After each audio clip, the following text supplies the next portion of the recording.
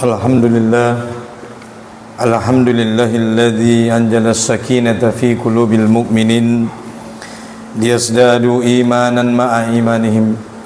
Ashhadu an la ilaha illallah wahdahu la syarikalah wa ashhadu anna sayyidina Muhammadan abduhu wa rasuluh. Wa qala ta'ala ya ayyuhalladzina amanu taqullaha haqqa tuqatih wa la tamutunna illa wa antum muslimun. Allahumma salli ala sayyidina Muhammad wa ala ali sayyidina Muhammad. Amma ba'du, segala puji dan syukur kehadirat Allah Subhanahu wa taala atas segala limpahan rahmat dan karunia dari Allah sehingga kita masih Allah sampaikan umur kita di bulan Ramadan yang mulia ini. Banyak kita bersyukur kepada Allah Subhanahu wa taala. Bersama-sama kita meningkatkan iman dan takwa kita kepada Allah dengan menjalankan segala apa yang diperintahkan oleh Allah dan meninggalkan segala apa yang dilarangnya. Mudah-mudahan dengan begitu kita semua tergolong sebagai hamba yang bertakwa, hamba yang insya Allah kelak dengan takwa itu Allah masukkan kita ke dalam surganya. Amin ya rabbal alamin. Selawat salam semoga senantiasa terlimpah tercurah kepada Sayyidul Anbiya wal Mursalin Khatamun Nabiyyin, beliaulah baginda Rasulullah Muhammad sallallahu alaihi wasallam. Allahumma salli ala Sayyidina Muhammad wa ala ali Sayyidina Muhammad. Mudah-mudahan kita semua adalah umat dari Nabi kita Nabi Muhammad sallallahu alaihi wasallam yang istiqomah mengikuti segala sunnah daripada Rasulullah sehingga kelak di yaumil akhir kita adalah umat yang mendapatkan syafaat yang agung, syafaatul uzma. Amin ya rabbal alamin. Ma'asyiral muslimin, jamaah salat Jumat yang dirahmati Allah Subhanahu wa taala. Berkaitan dengan bulan Ramadan, Allah Subhanahu wa taala berfirman di dalam ayatnya. Di dalam Al-Quran surah Al-Baqarah Allah berfirman, Syahrul Ramadan alladzi unzila fihi al-Quran hudan lin-nasi wa bayyinatin minal huda wal furqan, bahwa bulan Ramadan adalah bulan diturunkannya Al-Quran sebagai hudan linnas, petunjuk bagi manusia, dan sebagai pembeda antara yang hak dan batil, dan mengenai keterangan-keterangannya ada di dalam Al-Quran tersebut. Ma'asyiral muslimin, jamaah Jumat yang dirahmati Allah Subhanahu wa taala. Berbicara juga tentang Ramadan, mari kita melihat tentang kapan diturunkannya wajibnya perintah puasa. Maka perintah puasa Ramadan turun pada tahun kedua Hijriah, yang artinya setelah Nabi berada di tahun yang kedua di kota Madinah. Makanya bunyi ayatnya kalau kita baca di surah Al-Baqarah ayat 183, Allah berfirman, ya ayyuhalladzina amanu kutiba alaikumussyam. Kalau kita menemukan ayat di dalam Al-Quran yang ayat itu bunyinya ya ayyuhalladzina amanu, berarti ayat itu turun setelah Nabi berada di kota Madinah. Maka perintah puasa Ramadan turun di tahun kedua Hijriah. Dan Nabi Muhammad sallallahu alaihi wasallam itu meninggal dunia pada tahun ke-11 Hijriah, yang artinya 11 dikurang 2, maka kita akan mendapatkan kurang lebih jumlahnya 9 bulan. Nabi Muhammad sallallahu alaihi wasallam seumur hidupnya hanya mengikuti puasa Ramadan 8 kali. Kalau bapak-bapak bertanya, berapa kalikah Nabi Muhammad puasa seumur hidupnya? Hanya 8 kali Nabi kita puasa. Tapi tadi Ustaz, 11 dikurang 2 adalah 9. Memang benar jumlahnya 9. Tetapi di tahun ke-9 Nabi tidak sempat lagi bertemu dengan Ramadan. Kenapa? Karena Nabi Muhammad meninggal dunia sebagaimana hari beliau lahir. Rasulullah SAW lahir pada tanggal 12 Rabiul Awal hari Senin, maka Nabi Muhammad juga meninggal pada tanggal 12 Rabiul Awal hari Senin, cuma dengan tahun yang berbeda. Artinya di tahun yang ke-9 Nabi berada di kota Madinah, Nabi tidak lagi bertemu dengan Ramadan karena Nabi sudah meninggal dunia pada bulan Rabiul Awal. Rabiul Awal, Rabiul Akhir, Jumadil Awal, Jumadil Akhir, Rajab, Sya'ban. Dan Nabi tidak lagi bertemu dengan bulan Ramadan di tahun yang ke-9. Tetapi jangan salah jamaah sekalian, walaupun Nabi Muhammad SAW itu puasa Ramadan hanya 8 kali seumur hidupnya, tapi itulah puasa Ramadan terbaik yang dilakukan oleh Nabi Muhammad SAW. Bayangkan dengan kita, sudah berapa kali kita puasa Ramadan di dalam hidup kita. Ada yang mungkin diantara kita sudah puasa Ramadan, kalau mungkin yang baru balik dan dewasa, mungkin ada yang baru 4 atau 5 kali. Tapi diantara kita ada juga yang sudah puasa Ramadan belasan kali. Bahkan mungkin ada yang sudah puluhan kali kita puasa Ramadan. Maka pertanyaannya bagi kita, sudahkah puasa Ramadan yang kita jalani ini, yang sudah jumlahnya belasan kali, puluhan kali, adalah puasa Ramadan terbaik di dalam hidup kita? Kalau kita menjawab belum, maka pertanyaannya, kapan lagi kita melakukan ibadah puasa Ramadan terbaik dalam hidup kita? Sebab apa jamaah sekalian? Sebab tidak ada jaminan bahwa Ramadan tahun yang akan datang masih ada untuk kita. Tidak ada jaminan Ramadan tahun yang akan datang masih ada bagi kita. Bukankah tahun yang lalu orang-orang yang kita cintai masih Ramadan bersama kita? Ada yang orang tuanya masih bersama kita di Ramadan tahun yang lalu. Ada yang istrinya bersama kita. Tapi di Ramadan ini, orang-orang yang kita cintai sudah lagi tidak bersama kita di Ramadan ini. Maka boleh jadi Ramadan tahun yang akan datang, boleh jadi tidak ada lagi untuk kita. Oleh karena itu, salah satu tips untuk bersungguh-sungguh beribadah di bulan Ramadan, anggaplah ini sebagai Ramadan terakhir dalam hidup kita, supaya kita bersungguh-sungguh di dalam beramal ibadah sebagaimana Rasulullah sallallahu alaihi wasallam. Oleh karena itu, Ramadan ini adalah bulannya Al-Quran, sebagaimana Allah berfirman, syahrul Ramadan allazi unzila fihil Quran, bahwa bulan Ramadan ini adalah bulan diturunkannya Al-Quran oleh Allah Subhanahu wa Ta'ala. Kalau ada yang bertanya, Ustaz, di malam apakah Quran ini diturunkan oleh Allah? Maka dijawab oleh Allah di surah yang lain, inna anzalnahu fi lailatul qadar. Sesungguhnya Al-Quran ini, kata Allah, Allah turunkan pada malam Lailatul Qadar. Kalau kita melihat hadis Nabi Muhammad SAW, Nabi memerintahkan kita mencari malam Lailatul Qadar di 10 malam yang terakhir, terutama di malam-malam yang ganjil. Dan para ulama menyebutkan bahwa malam Lailatul Qadar tidak akan pernah sama turunnya di setiap Ramadan. Kalau Lailatul Qadar di tahun yang lalu turunnya di malam ke-27, maka boleh jadi Lailatul Qadar di tahun ini tidak lagi di malam ke-27.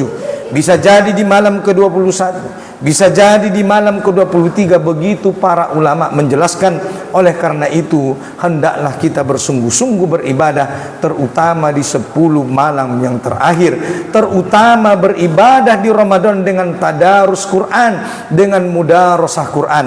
Karena dulu ketika Nabi Muhammad SAW itu masih hidup, setiap malam di bulan Ramadan, setiap malam malaikat Jibril turun dari langit ke dunia ini. Untuk apa? Untuk mudarasah Quran dengan Nabi Muhammad SAW. Apa itu mudarasah? Bukan hanya sekedar membaca bahasa Arabnya saja. Yang dimaksud dengan mudarasah sebagaimana yang dilakukan oleh Nabi Muhammad dengan malaikat Jibril adalah juga memahami isi daripada Al-Quran. Tidak hanya sekedar membaca, tetapi juga dia memahami isi daripada Al-Quran, memahami arti daripada Al-Quran. Bahkan tidak cukup sampai di situ, bahkan dia mengamalkan isi daripada Al-Quran. Inilah asal daripada tadarus yang dulu disebut dengan namanya mudarasah. Ketika Rasulullah SAW membaca Al-Quran, lalu malaikat Jibril menyimak dan mendengarkan bacaan Nabi Muhammad SAW. Sebaliknya juga, setelah Nabi Muhammad SAW selesai membaca Quran, baru malaikat Jibril membaca Quran, lalu didengarkan bacaannya oleh Nabi Muhammad SAW. Lalu ada jamaah yang bertanya, Ustaz, berapa kalikah Nabi Muhammad khatam Quran dalam Ramadan? Maka jawabannya, Nabi Muhammad SAW khatam Quran di Ramadan hanya 1 kali dalam 1 tahun. Kalau Ramadan datang, maka Nabi khatam Quran 1 kali selama Ramadan. Tetapi jamaah sekalian, menjelang tahun ke-9, tahun ke-8 Nabi Muhammad SAW Ramadan, malaikat Jibril memerintahkan Nabi Muhammad untuk khatam Quran sebanyak 2 kali. Maka Nabi Muhammad heran mengapa malaikat Jibril memerintahkan Nabi Muhammad mengkhatamkan Quran pada Ramadan ke-8 2 kali. Maka Nabi Muhammad paham bahwa itu adalah Ramadan terakhir yang akan diikuti oleh Nabi Muhammad SAW. Makanya malaikat Jibril memerintahkan Nabi Muhammad untuk menghatamkan Quran sebanyak 2 kali, karena di tahun ke-9 Nabi Muhammad sudah meninggal dunia pada bulan Rabiul Awal. Jamaah Jumat yang dirahmati Allah Subhanahu wa taala. Oleh karena itu, sebagaimana kita memahami bahwa Ramadan adalah bulannya Quran, maka mari kita memperbanyak membaca Al-Qur'an. Dalam hadis Rasulullah SAW dikatakan bahwa bulan Ramadan dan bahwa Al-Quran yang kita baca setiap bulan Ramadan ini kelak di yaumil akhir akan datang bersaksi menjadi syafaat bagi kita umatnya, yang siapa selama bulan Ramadan ini dia menahan ngantuk dikarenakan ibadah membaca Al-Quran, dia menahan nafsu, menahan rasa lapar, menahan rasa haus dikarenakan mengikuti ibadah puasa Ramadan, maka kelak puasa ini akan datang di yaumil akhir kelak bersaksi, ya Allah ya Tuhanku, izinkanlah aku bersaksi memberikan syafaat bagi orang-orang yang berpuasa di bulan Ramadan, karena dulu ketika di dunia mereka menahan rasa lapar karenaku, mereka menahan rasa haus karenaku, mereka menahan hawa nafsunya karenaku, maka ya Allah izinkan aku pada hari ini memberikan syafaat kepada orang-orang yang berpuasa, maka puasa ini kelak di yaumil akhir akan datang memberi syafaat bagi orang-orang yang ikhlas semata-mata berpuasa mengharap ampunan Allah Subhanahu wa taala.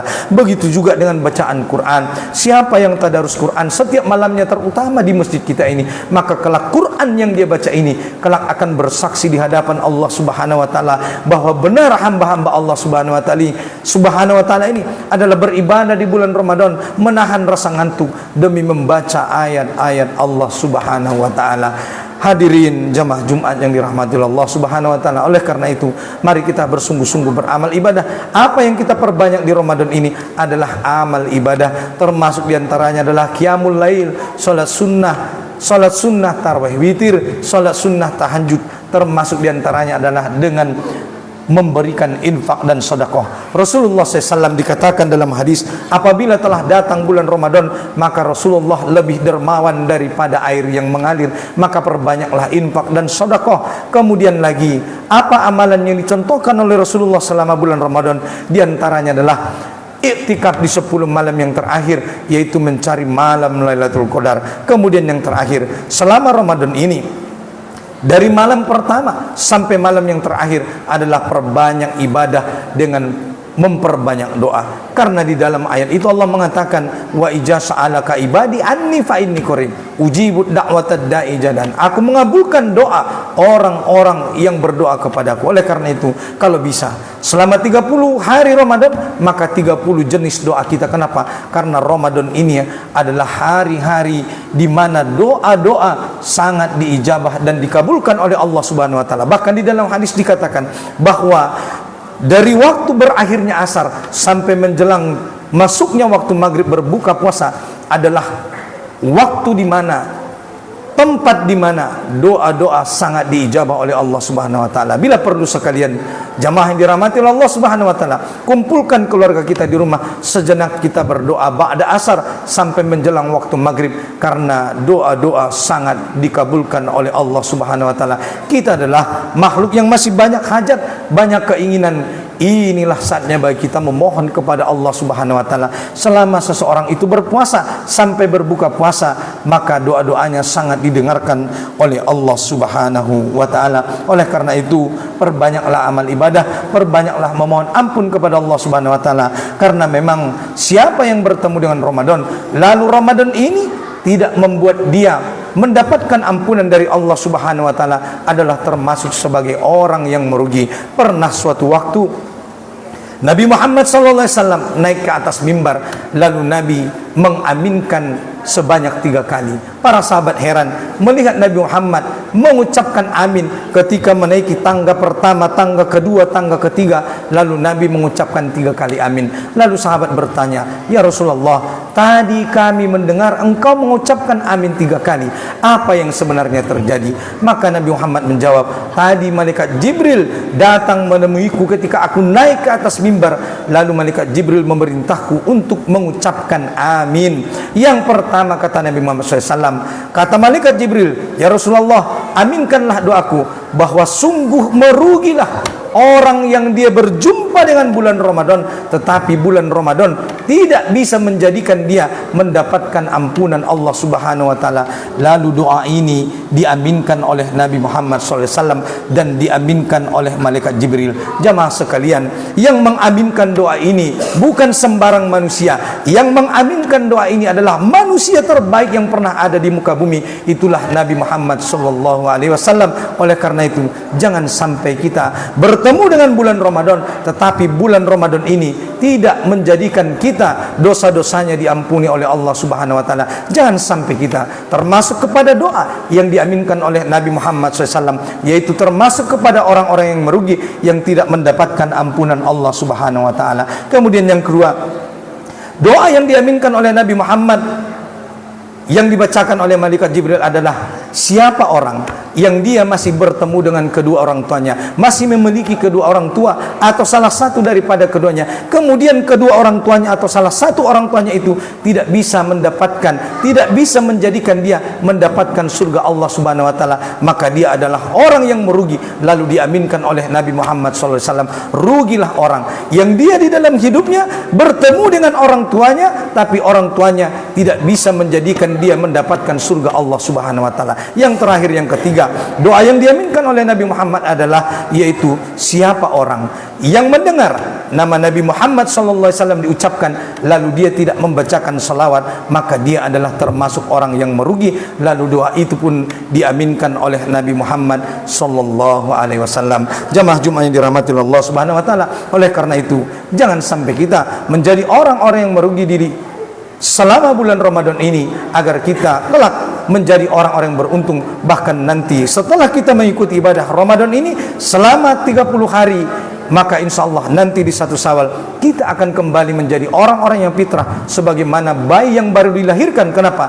Karena dosa-dosa kita telah diampuni oleh Allah Subhanahu wa taala, sebagaimana Allah mengatakan, "Man shoma ramadhana imanan wa ihtisaban ghufira lahu ma taqaddama min dzambi." Siapa yang melaksanakan ibadah puasa Ramadan karena mengharapkan ampunan dari Allah Subhanahu wa taala dan ikhlas di dalam beramal ibadah tersebut, maka dosa-dosanya akan diampuni oleh Allah Subhanahu wa taala. Mudah-mudahan kita semua jamaah sekalian adalah orang-orang yang nanti beruntung mendapatkan ampunan Allah Subhanahu wa taala, sehingga kita kembali bertemu pada 1 Syawal sebagai orang-orang yang bersih, sebagaimana bayi yang baru dilahirkan oleh seorang ibunya ke dunia ini. Amin ya rabbal alamin. Barakallah li wa lakum fil Qur'anil azim wa nafa'ani wa iyyakum bima fihi minal ayati wa dzikril hakim wa taqabbalallahu minna wa minkum tilawatahu innahu was-samiul alim. Aqulu qouli hadza wa astaghfirullahal azim innahu huwal ghafurur rahim.